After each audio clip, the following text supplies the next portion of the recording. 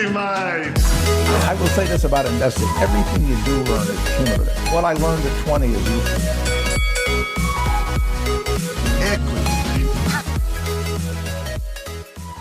Alrighty. Well, today we're joined on the show by the Managing Director and CEO of Raiz Investment Limited, George Lucas. And we had George on the show in October last year. I went and interviewed him in the Raiz offices, or they were previously Acorns offices, and we had a great chat all about George's history and what Acorns is all about. So we've got him on the show today to discuss a couple of major changes that have occurred to his business over the last 5 months or so, and looking forward to getting stuck into it. But George, I think one opening question that I would like to ask you is what's one thing that you think millennials need to understand more about investing? The one thing, I guess, is kind of the emotional attachment. And we've just done some research, but doing investing on paper and doing investment in real life is completely different when you've got your own money at risk, and you have to be prepared for the stresses caused by the markets going up or down, etc. And I don't know if everyone is prepared for those until they've actually got money going in the market. Nice one. So I guess are you saying that we should all be just taking our chances and getting in the market to overcome that fear, or? Well, I think you have to start off. You don't put everything at once. You put a little bit at a time. You invest a little bit, and you see how you go, and see if you're comfortable with the types of losses or gains that you will make, and you will make losses if you're invested into an equity market. And then, as you become more comfortable and you begin to understand your own risk tolerance, you can then start building your portfolio. Yeah, I definitely think that's something that I learned the hard way, just how emotional it is when, it's your money on the line early days and you see the numbers going up and down. So yeah, I think that's definitely good advice. Yeah, and it's completely different than reading it on a newspaper where you said, or, looking at where you're kind of like playing with pretend money. It's completely different when it's your own money at risk. Yeah, definitely. Yeah. So, George, for the listeners that haven't listened to our last interview, we thought we'd just start off with a brief introduction into your background and how you got to where you are today, and sort of your investing journey as well. So, yeah, what's your career and what's your background up to where you are now at Raiz? Okay, so I'm quite tired and old. So I actually started in the markets in the middle of the 80s. I actually did a degree in Bachelor of Science, which was majoring in computer science and applied mathematics, which at the time was quite in demand because they just had this new invention called the PC, and it was going onto all these desks, all these trading desks. So I actually got a job in London at a bank called Chase.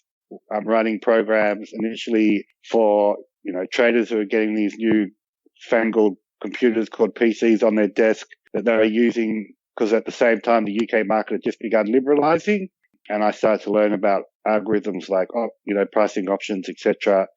And then eventually I ended up what they call a quantitative analyst, and working for banks like Citibank, where I started off and eventually became the head trader for equity derivatives out of London, and then went to First Chicago to do the same thing. And then after a while in the UK, I came back to Australia and went into retail funds management, funnily enough, mainly around property and infrastructure, and then set up my own company called InStreet. And then in about 2013, we began to investigate, providing, products online. And that led us to the journey of Acorns, which eventually became Raiz. Interesting. So what did, prior to 2013, what did InStreet do otherwise? Well, InStreet issued products for financial advisors, so structured products to financial advisors. So it was backing off my equity derivatives, my derivatives background, and designing products which went into self-managed super funds that allowed people to manage the downside risk. Rather than just having a normal type distribution, you could actually say you won't lose much more than this. Yeah, right. And out of interest, why did you decide to, leave the bigger investment banks and pursue something on your own? Because I'm not very good at working in a political environment or in large organizations. I like to move very quickly, and that doesn't necessarily work at a large organization. And so, it just didn't suit me from a personality point of view. Yeah, fair enough. So, as I mentioned at the start of the show, we got you on here, George, to discuss what is now Raiz, but previously known as Acorns. And, you've gone through a big brand change, and you've also done a IPO, initial public offering. So for those that are unaware, can you just give us a summation of what Raiz is and what it offers to millennials and I guess anyone who's interested in getting into the market? Well, Raiz is exactly the same as Acorns. All we did was change the name and change the colors associated with the name. Otherwise, it's still the same micro investing platform. It allows you to invest in the markets. It has a very limited choice, but you can start off with $5 to get fully invested in the market, and you can choose one of 6 portfolios, from a conservative portfolio to an aggressive portfolio. So the aggressive portfolio will have more in equities, and the conservative one will be very heavily weighted to less risky assets like bonds and cash. And then we also have a socially responsible portfolio. And then it offers a lot of features to help you save in the background of life. So obviously the one that is, I guess, the most well known is a roundup feature, where you link certain spending accounts, and as you spend like $3.50 on a coffee, 50 cents is rounded up into the market and is saved for you. So as a individual, you don't actually have to start off by saying, how much do I need to save a month? Just by using the roundup feature, as you spend, you also start to save. And then the other automated features, like you can set up saving plans, or you can set up a goal that you want to save for and save for that. And then obviously you could just put in, I want to put $100 in today into the account. Yeah, nice. The roundups is quite a powerful little a feature for those who really want to get into the market and absolutely have no idea. I remember being at a party once, and one of the girls there had signed up with Acorns, months and months ago, and then had actually forgotten all about it, and then logged back in, and purely due to the work of the roundups, she had a few $100s in there that otherwise she wouldn't have had. So it's a great little platform invested in the market. So it was good. It's like in the old days when you used to put all your loose change in a jar, and at the end of the year you'd go, "Oh my God, I've got more money than I ever thought." Yeah, it's the 21st century version of that. It is the 21st century version of that. So how did Raiz actually come to be in Australia? Because I know Acorns, started off in the US. Can you just give us a bit of a history on how it came to be in Australia? Sure. The US began, when they first started off, they began looking for joint venture partners globally, not just in Australia. And they actually had found one at that time and they were further down the track with a group in South Africa. And then because of my IT skills, but also my market skills, I was introduced to them by my lawyers, and that's and then we set up the joint venture here in Australia. And, as I said, I like to move quickly, and I would just like to get things done. And so I just got it done. And before everyone knew it, Raiz was set up in Australia. So we launched, less than just over a year after the US launched. But I actually began talking to them before they actually launched in the US. So, George, that brings us to the first major change that we were hoping to talk about today, and that was the brand name change from Acorns Australia to Raiz. So, to start with the basics, why the change in name? So, there are kind of two reasons.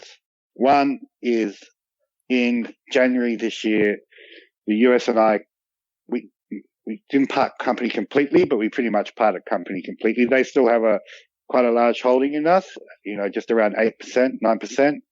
But we don't really have any more cross-sharing of products or IT anymore, or IP, sorry. And so as part of that deal to move away from the US, we had to change our name. So that was as part of that deal. And so, we were both going on slightly different product paths. We kind of had a different vision. We were more seeing it still as an investment type platform, where they kind of saw it more of a banking style type platform, I guess. And so that's why we kind of parted ways. And then secondly, Acorns, the concept of acorns, and you plant acorns and it grows into a mighty oak tree, is a very common term in financial services. So there are lots of companies called Acorns. and it was causing a lot of confusion, and mainly for the companies who had already kind of had Acorns in their name, and so it was better from that point of view also to rebrand. Interesting. And I guess the next question that comes out of that is the name Raiz. Where did that come from, and how did you go about making that decision? Correct. So if there's any other bit of advice I can give someone, come out with a name for a company in financial service is the hardest thing ever. Yeah. One, because it's such a fragmented industry. So every name that you think of, which is fantastic, has already gone. Yep, not the Raiz isn't fantastic, but every name that you think of is already gone. So we started off with a list of 500 names, yep, and ranked in order. And then we go to the first, you go to the first 50 names and you Google them and they're already gone. So then you go to the next 50 names, and when you start Googling them, maybe 10 of them will be available. And then you go to your trademark lawyer and you say, okay, can we trademark this name? And they come back and say, no, there's a high risk that it won't get through trademark. And so eventually we had to come up with a name which in English was slightly misspelt, I guess, for want of a better word, because it was less likely that it would create a trademark issue or that it had been taken on Google. And we were actually, polling people about the names, but we just kept getting knocked back by the Google machine or our lawyers on trademark. And as we went down to the list, we got to Raiz and it passed everything. But at the end of the day, it's just a name. And so if you think of Google, we all know what it means now because of the brand that they've built around it. And that's about the experience that you have with Google and that they keep their promises, of what Google will deliver you. And so as long as we keep our customer service level high and, build this personality around the Raiz brand, which is that we deliver what we say, it's just a name. It's really more about the service that we offer people and the way that we offer it, which is far more important than what the name is. Yeah, definitely. So does that make sense? Yeah, it makes sense. Absolutely, yeah. And I guess the question, so you had a list of 500 and you were working down that list and eventually Raiz worked and fit all the criteria. Where was Raiz on the original list? It was in the top 100. Okay. What was number 500? Can you remember? No, I can't remember. It would have been something like, there were some funny ones like Bambooey and stuff like that. Yeah, right. How did you all just lock yourselves in a room for a period of time and said we need to come up with 500 names and go from there? No, we live in a world of online. So there are actually websites that you can go to and you run competitions like come up with a name and the winner will get $500. Oh, yeah. Okay. Yeah. And you can generate a hell of a lot of names. Right. So you got the market to generate for you. Yeah. Oh, not bad. Correct. So obviously you were saying there that it's more about the service that you provide rather than the name itself, which I can certainly understand, but obviously Acorns was a very recognized brand and name and had established a great image behind it. So I imagine that the rebranding process is quite difficult and has provided a lot of challenges. I'm wondering if you can compare the rebranding experience that you've just gone through to actually sort of starting a business and talk us through some of the major challenges that you've found. Starting a business is, you start off with one customer and then you get 100% growth when you get to two customers, et cetera, et cetera. So, and you're building a brand the whole time. When you change a brand, it's kind of, you have to think about what you were just talking about. We have a lot of word of mouth capital out there.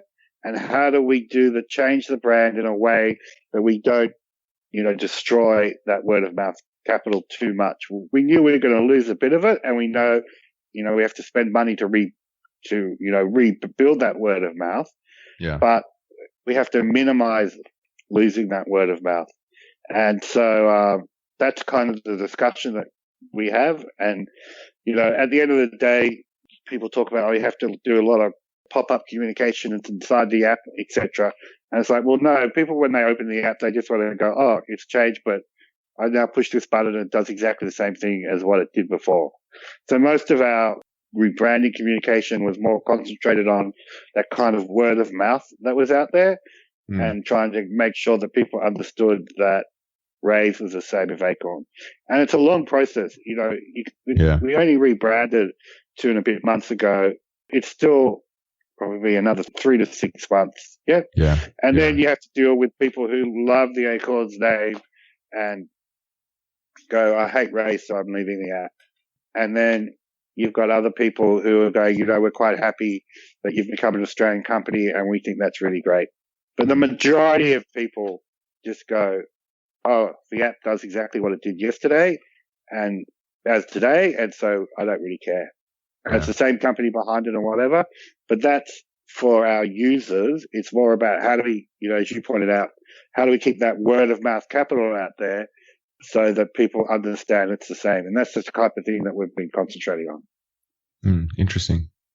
So, George, you touched on it earlier, but we're interested in what the partnership and what the relationship with the US company is now. Did it make you change? Did you have to recut the portfolios from scratch, and did you have to develop all the tech from square one, or is it still sort of a lot of Acorns America in the new company? Oh, it's still a lot of Acorns America in the new company. But before we even separated, we had rewritten about 60% of the stack, the IT stack ourselves anyway. A lot of the IP we had written over the last 18 months up to the rebrand. So we had the resources, etc., but it definitely starts off with the US core. Yep, for everything. So we didn't actually have to kind of go back to square one. It was just moving on. It just continued to move on. And from our point of view, we had operated as pretty much a completely independent company from day dot anyway. It really didn't change that much. Yeah, right. So does the rebrand in any way now, I guess, free you up to expand into markets outside of Australia? Is that something that's on the cards, or was that something that was possible when you were Acorns Australia anyhow? It wasn't as possible when we were Acorns Australia, but it is possible now for us to do, and we're looking at Southeast Asian markets to do that. We are a fintech company and things are moving very quickly, so we have to be looking at them and preparing them and getting them ready now so that where we can launch pretty quickly and we understand it, and that's what we're doing now. But, you know, our focus is still really on Australia, but we can't operate in Australia for 5 years and then go, okay, let's go to Southeast Asia now, because it is fintech, tech being the key term in this, and you have to move quickly in the technology space. You just can't wait, 5 years and then think I'm going to bring this app out, because as they've seen, the Acorns app has been copied many times over in the UK, many times over in Europe, and it's even being copied here. And we just can't, if we want to capitalize on the technology we've just got to move quickly. Yeah, fair.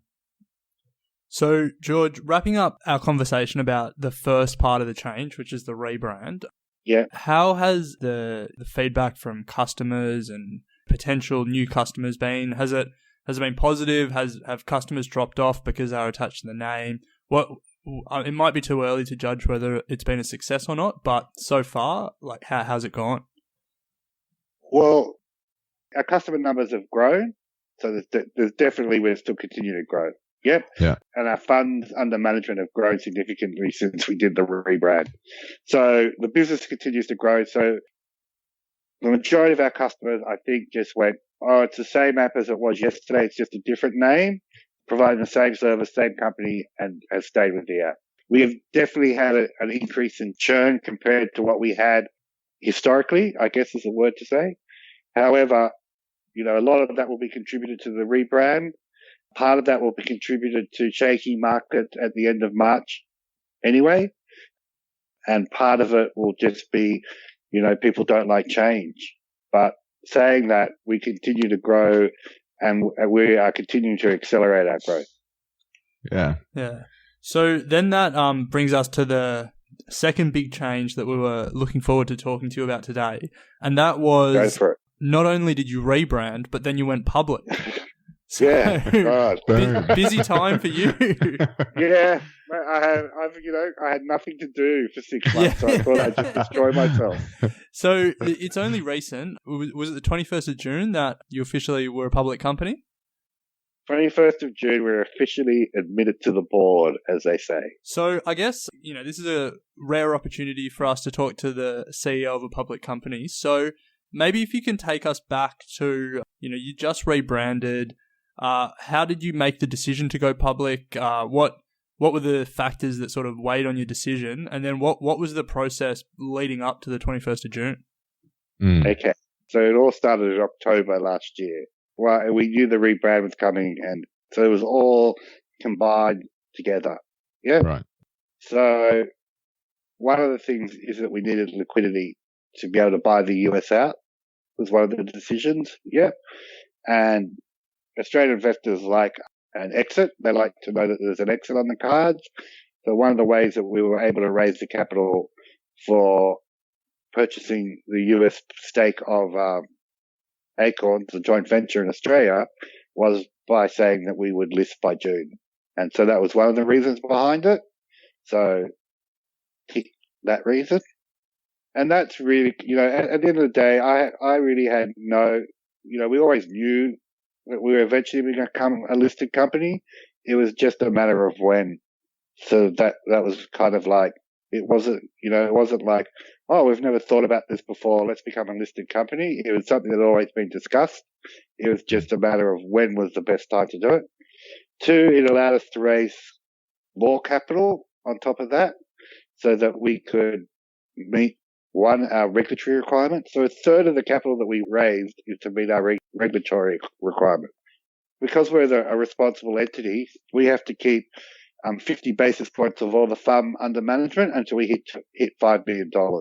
And our funds under management were beginning to grow quite rapidly, and I would not have been able to have enough cash capital to meet that requirement unless I was raised more capital. And so to do that, listing was the option as well. At the same time we list, we could raise capital for that regulatory requirement. It's only $1 billion of FUM under management, and we'll blow through that $1 billion of FUM under management, quick enough that we needed to raise capital.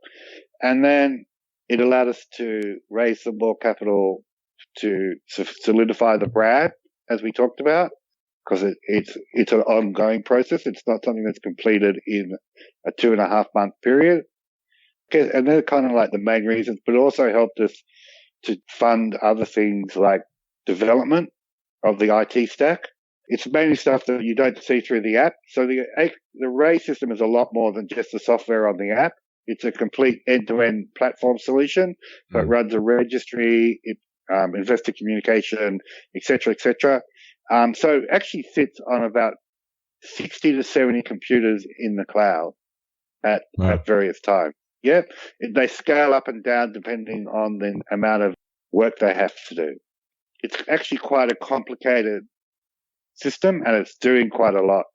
And in the last month, we've just migrated our database from, a standard, relationship database to a more of a, what they call a cluster. So this is called an Aurora cluster, which is a better big data solution, and allows us to do things like scale up databases a lot quicker if we need to for demand, and also to handle the huge amounts of data that we have, and also to build machine learning products to improve the user experience, etc., for the customer. Nice one. So when you made that decision and you engaged an investment bank, I imagine, to start doing the roadshow, what was the process like of going around to different investors and different funds and trying to sell yourself as a upcoming public float? Lots of dinners. We wasn't many dinners, and there were lunches where 40 or 50 people would turn up, but not that many either. So the roadshows are actually quite short. It's not an extended period of time. It's, you're talking about a week and a half. You're not talking about a month of roadshows, because by the time you start the roadshow, you've pretty much got your prospectus finalized. And so it's a very short period that you're doing the roadshows, but you are doing 7 to 9 meetings in a day, telling the same story over and over again, and see some fund managers who just don't get your business at all, and then talking to other fund managers who get it at the drop of a hat, and then talking to other people who you go into the meeting thinking that you're trying to talk about your business, and they start selling you their business. Interesting. Yeah. So did you invest in more? You get all types. You get all types. Yeah. But the key thing to me is that you're doing, as I said, 7 to 10 meetings a day, and you're saying the same story over and over again for a week and a half. So by the end of that week and a half, you're pretty much over the story. Yeah, you'd know it back to front. Just for the... Well, you actually knew it back to front before you walked in. Yeah, you'd actually hope so. Yeah. For our listeners that are unaware of what the roadshow actually is, George, I mean, correct me if I'm wrong, but it's you going out there and selling the idea of Raiz and the IPO to potential investors and backed by the investment bank. Correct. And you're talking to them and you're trying to illustrate where the value is in your business. So let's talk about the IPO, the day, the 21st of June. I can imagine that it probably would have been a sleepless night the night before. And can you tell us? Oh, but it should have. In retrospect, it should have been, but it wasn't. Now, well, let's. So why should it have been? What was the list price? Yeah, because we raised the money at $1.80. I mean, yep. You don't actually have to, tread gently here. I get what point you're trying to get to. We raised it at $1.80, and I think on that day it closed at $1.40. Yeah, and then subsequently it's traded quite down from that. So how much did you raise in the IPO? But the interesting thing, so we only raised 15 million. So at $1.80 the company's worth 120 million. But out of that, 70% of the stock can't be traded. So for people like me, I can't trade my stock for 2 years, for example. And then some of the people who went in the pre-IPO can't trade their stock for a year. Yeah, right. Yeah. And some of them for 2 years. So what happened? They called it escrow. And so what happens is that the free float only ends up to be 20% of the company.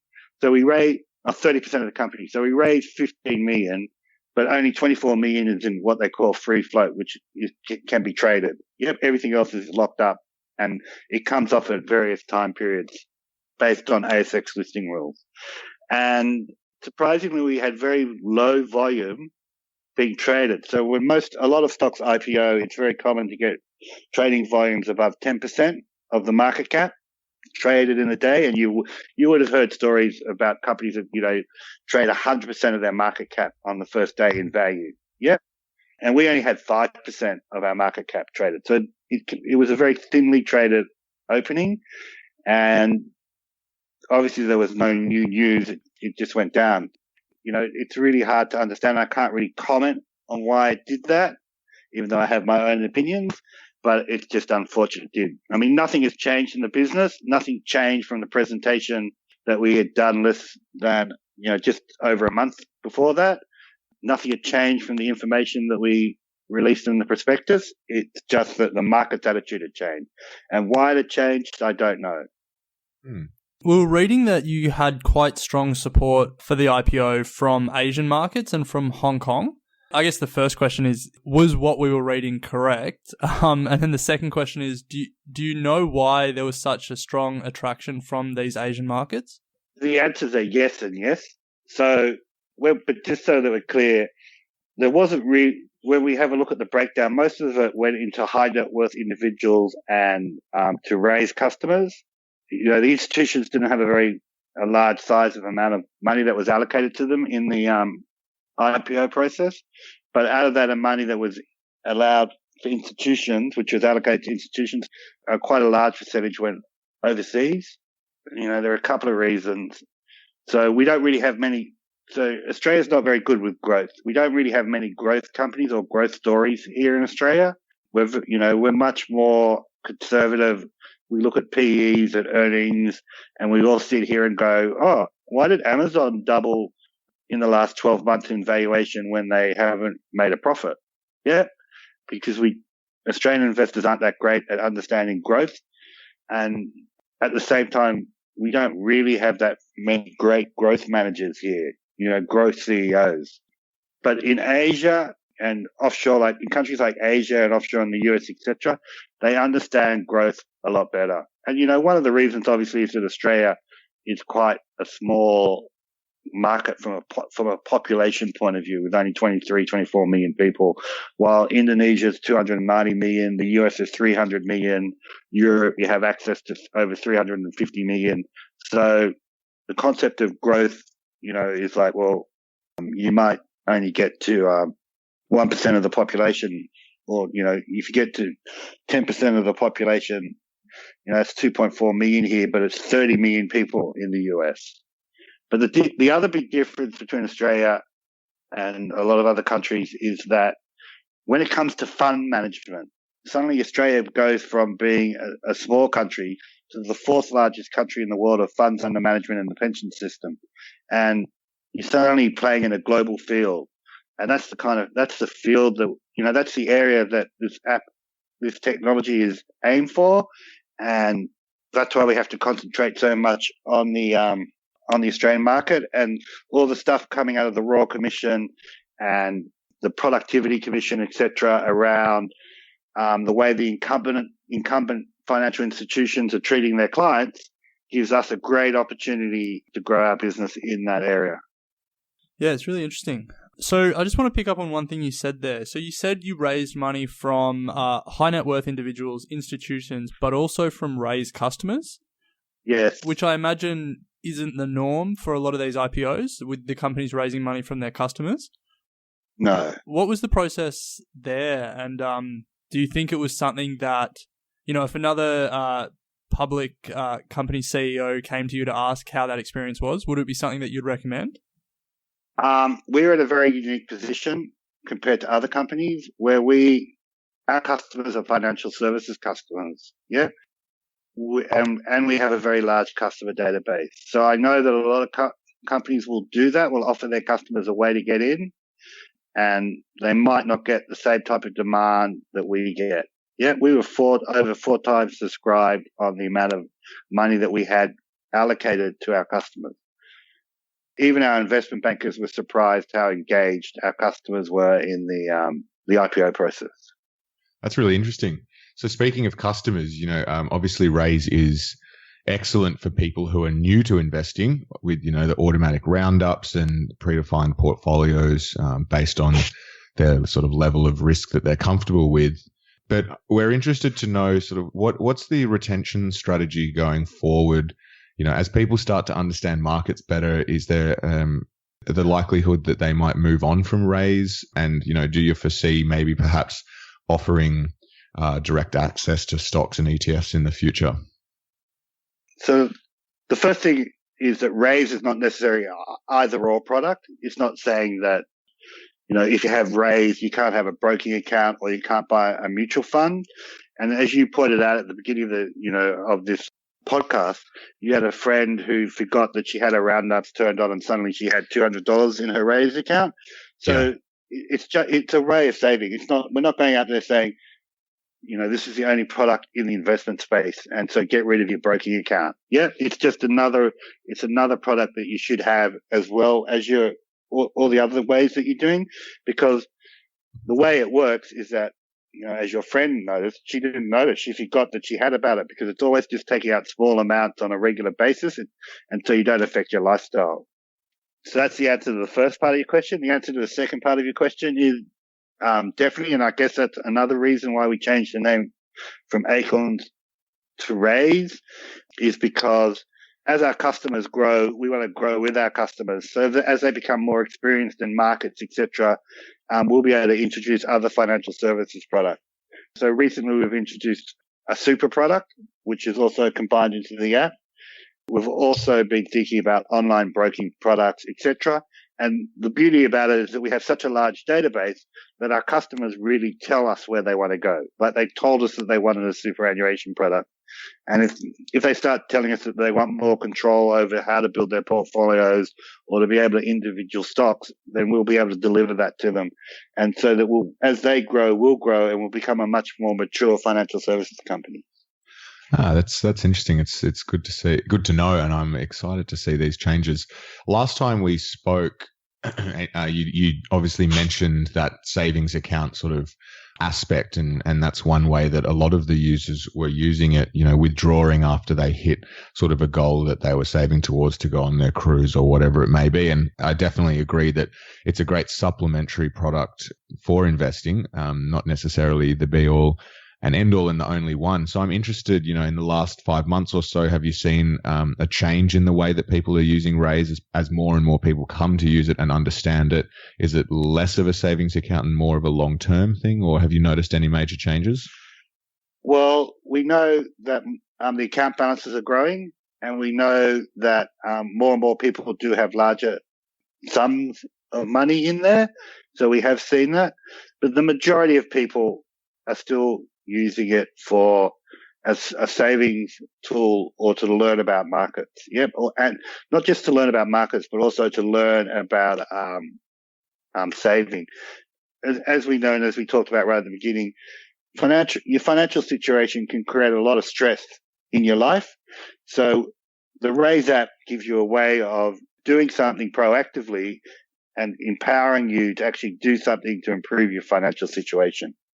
And that's more about people using it for saving for a goal or saving up for a rainy day fund or something like that. So, George, my ears picked up there where you mentioned super. Now, obviously, super is a massive, trillions and trillions of dollars in Australia alone.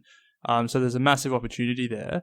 So what plans do you have to sort of go after that super market, and how are they going? Well, we're not going to become Woolworths and go into the supermarket, but we are. Hey, I work for Woolies. Come on. Fair enough. Yeah, but we don't want to have a third player in Australia. We just need to have that oligopoly. We launched our super product on Monday. We've been beta testing it for about a month and a bit behind the scenes, and it's up and running now. And it's obviously only early days because it's Monday and now it's Wednesday. But, as I said, this demand for a super product was driven by our clients, and they now have it. It's all integrated into the app. You don't actually, to sign up to super because you're already signed up to the Raiz app, you don't actually have to do much. You don't have to re-enter your name and your address, etc. It's just pushing buttons and ticking the options you want, and then off you go. And you get invested into the same portfolios that exist on the Raiz app. So if you've been using the Raiz app for a while, you understand the portfolios and how they behave in markets. And again, you'll be able to see in real time, in the palm of your hand, what your super balance is doing. Yeah. Whether that's a good thing or a bad thing, because super is a long-term investment, time will tell. But I do think it helps people realize, because people forget about their super and don't realize what their balance is. And, especially a lot of millennials, and they read a lot of press about, you have to start saving now, etc. When the moment they get a job, they start saving into their super. And so, it kind of, in some ways, makes them feel wealthier because they suddenly know exactly what their position is. Does that make sense? Yeah, definitely. They're not really as badly financially off as they thought they were when they look at their bank account. Yeah. Now, with this super product, will the functionality of Raiz be combined with the super? Will you be able to round up into your super account, or will they stay separate? You won't be able to. They'll stay separate, but you can do a transfer from your Raiz account into the super account. Okay, cool. Talking about Raiz and super, your company seems to be in the middle of a couple of major investing trends that we're seeing around the world. One around making it easier and easier to put money into the market, and then another one around simplifying the investment products that are available, with the 6 portfolios that you offer. So when you look at the market, it's obviously getting more competitive in Australia. So how do you sort of see yourself continuing to sort of differentiate against some of your competitors that are coming into the market? Your Spaceship Voyager app, your Stake app, who are also sort of trying to jump on these investing trends? Sure. So Stake is obviously more of a stockbroking style app than where you go individual stocks. I hope. I may be talking out of school because I better wind that back because I've actually never sat down and looked at stake in its entirety. And then the Voyager product is more about just making the investment. It doesn't have the roundup features, etc., that we have. And so it doesn't help you accumulate and save money and learn about saving small amounts of money and how that can build up over time. It doesn't have things like the Raiz reward program, so that rather than getting, loyalty points, you actually get cash invested back into your account, etc. So, Acorns is really not about, we're not going out there saying we are the best fund manager in the world. We're giving you a tool that will help you, empower yourself to get on top of your financial situation.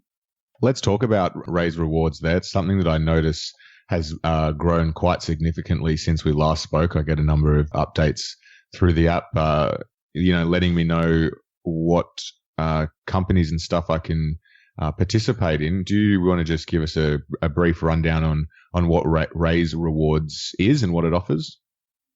Sure. So what Raiz Rewards offers is ability that when you shop at one of our partner shops online and you make your purchase, they'll invest a certain percentage or a fixed amount of money back into your Raiz account, which you can leave there and let it grow, or you could actually deduct it and spend it if you really wanted to. So we did last quarter, for quarter ending in June, we did about $78,000 worth of transactions for over 12,000 transactions. So on average, people were getting about $5 invested back every time they did a transaction online. And it might be with a Woolworths online or a Dan Murphy's, or when they buy a ticket on Virgin, etc. But, it was another way of, accumulating your savings as you do something that is completely normal and what you're doing anyway. Yeah, it's a great concept, I think. Something definitely worth looking into. So I know we discussed it on the last episode, but it would be great to chat about it because it was very new when I spoke to you last, George, and that was the ethical portfolio. You were saying that there's a lot of demand for it. Are there any other portfolios that you're getting demand for at the moment and you're thinking of adding? So you've got this sort of 6 portfolio options based on risk and then your ethical one. Is there anything else on the horizon? No, not for me. For my staff, who are all a lot younger than me, they love cryptocurrencies. And they're constantly telling me to put cryptocurrencies into the app. And I'm constantly saying, but I don't know anything about cryptocurrencies and we don't have any skills in-house of managing cryptocurrencies. Yeah. But they put a lot of pressure. And then they see do you ever follow an app called Robinhood? Heard of it, yeah. It's on the horizon, but never seems to be coming. So yeah, but in the US, they added cryptocurrencies, and they signed up a million new millennial users in a month on the back of that. Wow. But I don't know. The thing I struggle with, and I'm probably wrong, is it's very volatile.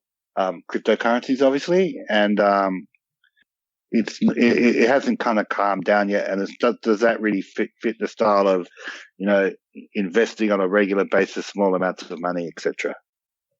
Yeah, it's interesting, the demand for these crypto portfolios. And I think it's just representative of the fact that not a lot of us millennials actually know much more about crypto than, anyone else. But we, see something there and want to get on the bandwagon. And the easiest way is for someone else to create the portfolio and for us just to put our money there and cross our fingers. So I'm not surprised that they signed up a million. Yeah, but it is quite, the way I look at it is that I remember when I started out in the markets, my grandfather, when he found out I was in the markets, always used to talk to me about gold. And I was going, why is he talking about gold the whole time? No one really trades gold anymore. But obviously in his time, gold was far more important as a financial indicator than it is now. And my grandchildren will probably start talking to me about crypto. Or I'll talk to them I'll be talking to them about shares, and they'll be going, what are you talking about? Why aren't you talking about cryptocurrencies and, the tokens that go with these initial coin offerings? Yeah. Yeah. Yeah, it's interesting.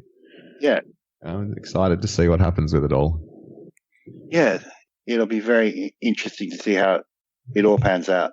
Yeah. There seriously is a lot more regulation that has to come in around a lot of this cryptocurrency, because there's still a lot of scams happening out there because it's just not regulated. Yeah. So, George, I was looking over your website and reading about the portfolios that Raiz offer, and it caught my eye that the Dr. Harry Markowitz, so one of the founders of modern portfolio theory, and a Nobel Prize-winning economist, had helped out in building the portfolios. So I was just interested to know, what was it like working with him, and how much has he worked on the portfolios for Raiz? Well, I mean, it's always great to work with them, but the way we actually did the work was just by white papers. Yeah. So he would write what he thought, and then I would modify it, because we had to make the portfolios very, and he agreed that we had to make the portfolios orientated for the Australian market. Yeah. And then he'd produce efficient frontiers, and then we'd have a look at portfolios around the efficient frontiers, but it was all done mainly by email and, writing your thoughts down like in exam type papers. That's really interesting. About why you'd want to change it and whatever, and and that's how the collaboration worked. Fair enough. So the portfolios are a little bit more than your straight index funds. The portfolio, there was a lot of thought that went into the portfolios, and people will actually go to us, why do you have if I do my unconstrained optimization, they might end up with more in the US, for example, and less in Australia. And it's like, but at the end of the day, these are portfolios for Australian investors who are an entry-level product into the investment markets. If they only have a smaller amount in Australian equities, like in the aggressive portfolio, how do we explain to them how FX risk works? And, when the Australian dollar was weakening, everyone was going to me, oh, no, you need more in the US, you need more in overseas. And when the Australian dollar strengthens, all that conversation dries up. Yeah. So there actually we did a lot of work on how to kind of, for want of a better word, passively manage the currency risk. So it would get balanced out so that we would minimize that as well while having foreign exposure.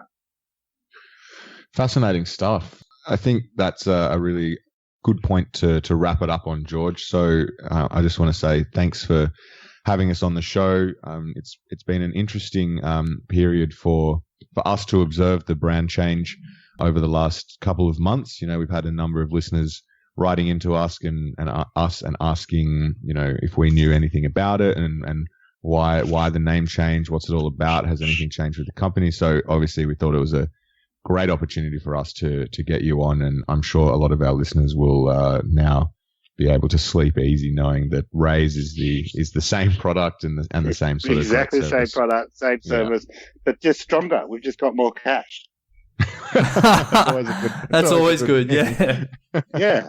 We're actually better off than we were from a balance sheet point of view than we were before the IPO.